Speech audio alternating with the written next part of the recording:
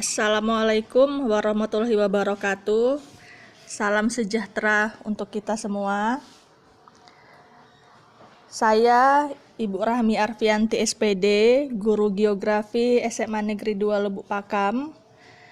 Pada kesempatan ini saya akan menerangkan tentang materi pertama kita, yaitu tentang pengetahuan dasar geografi. Nah, nanti di sini yang akan kita pelajari adalah tentang pengertian geografi dan juga tentang konsep esensial geografi. Oke, sebelum kita masuk ke materi, saya akan menerangkan terlebih dahulu apa kompetensi dasar dan tujuan pembelajaran kita. Kompetensi dasar kita adalah memahami pengetahuan dasar geografi dan terapannya dalam kehidupan sehari-hari.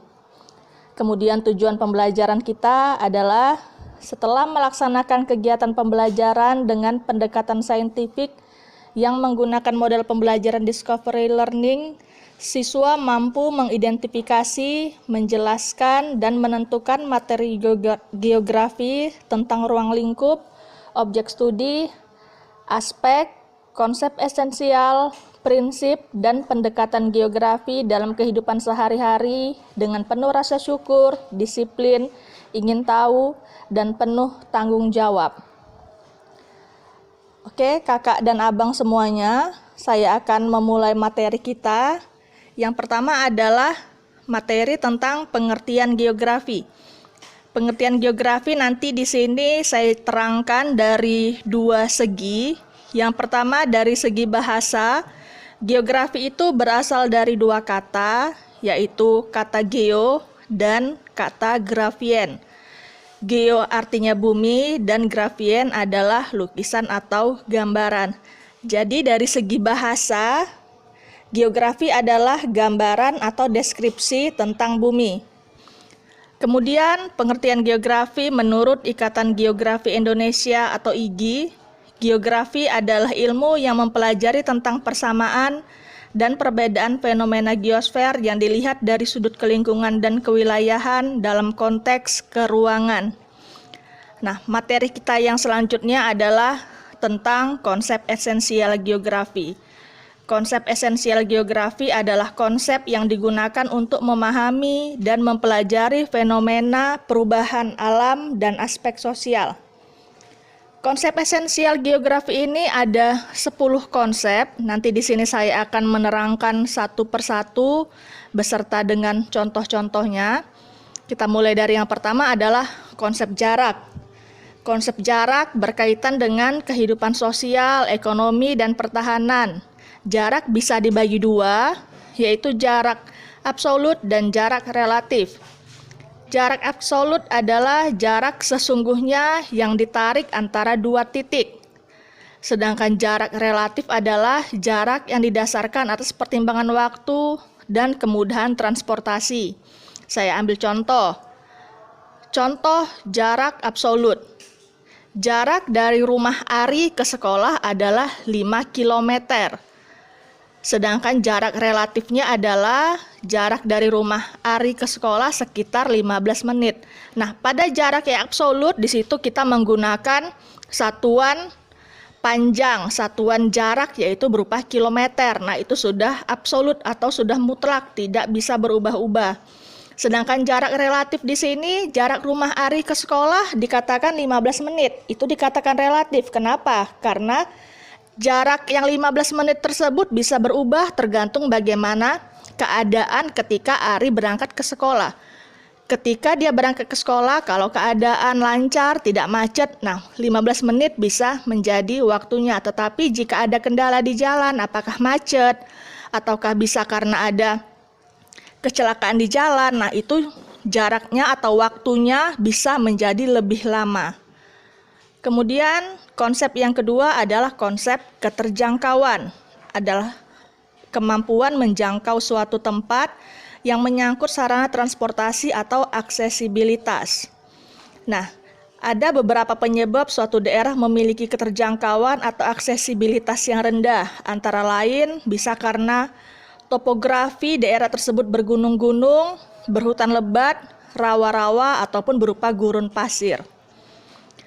Kemudian konsep yang ketiga adalah konsep morfologi, yaitu menjelaskan bentuk-bentuk rupa bumi atau lahan yang ada kaitannya dengan proses pengikisan, pengendapan, pengangkatan, dan penurunan lapisan muka bumi. Saya buat contoh di sini ada daerah pesisir, daerah pantai, kemudian ada daerah delta sungai, kemudian ada daerah pegunungan. Kemudian yang keempat adalah konsep pola, yaitu konsep yang menitik beratkan pada pola keruangan baik fenomena yang bersifat alami maupun fenomena sosial budaya. Saya buat contoh di sini tentang pola pemukiman penduduk yang mengikuti alur jalan. Bisa kalian lihat gambarnya di situ. Jadi pemukiman penduduk tersebut mengikuti alur jalan, sepanjang jalan di situ ada pemukiman penduduk.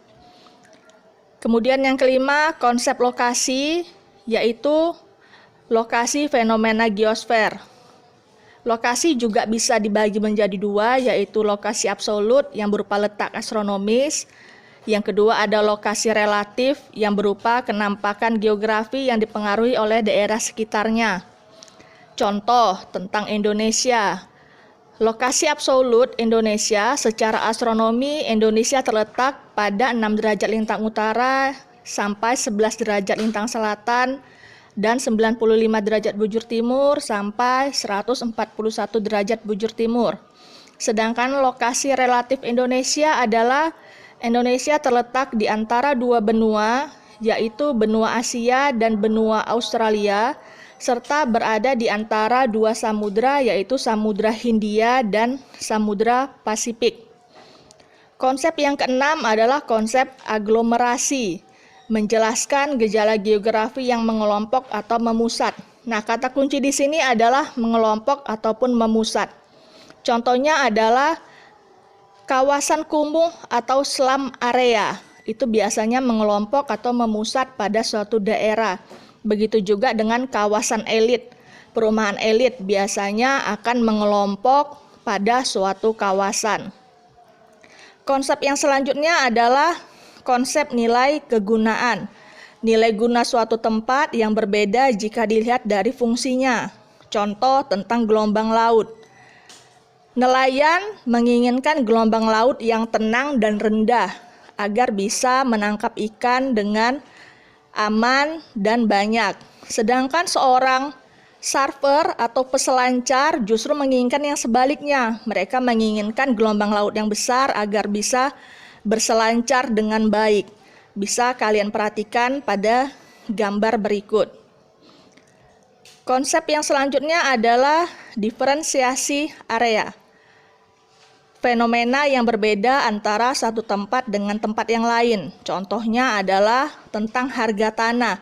Harga tanah atau lahan di pinggir jalan biasanya lebih mahal daripada harga tanah atau lahan yang berada di dalam gang. Itu semua dipengaruhi karena areanya ataupun karena aksesibilitasnya. Konsep yang kesembilan adalah konsep interaksi dan interdependensi. Di sini konsep yang berkaitan dengan hubungan saling keterkaitan dan saling keterjangkauan antara dua tempat. Contoh antara desa dengan kota. Kota sangat bergantung pada desa dalam hal kebutuhan makanan. Konsep yang terakhir adalah konsep keterkaitan keruangan, yaitu konsep yang menunjukkan derajat keterkaitan antar wilayah, baik alam maupun sosial. Kita bisa ambil contoh dalam hal berpakaian. Orang-orang yang berada di daerah pegunungan atau dataran tinggi biasanya menggunakan pakaian yang tebal karena udaranya dingin. Sedangkan orang-orang yang berada di daerah dataran rendah itu lebih suka menggunakan pakaian yang seperti kaos atau t-shirt karena dianggap lebih dingin. Karena daerah dataran rendah itu udaranya cukup panas. Nah, itulah tadi 10 konsep esensial geografi yang bisa saya sampaikan. Semoga bisa kalian pahami. Ini saja, terima kasih. Assalamualaikum warahmatullahi wabarakatuh.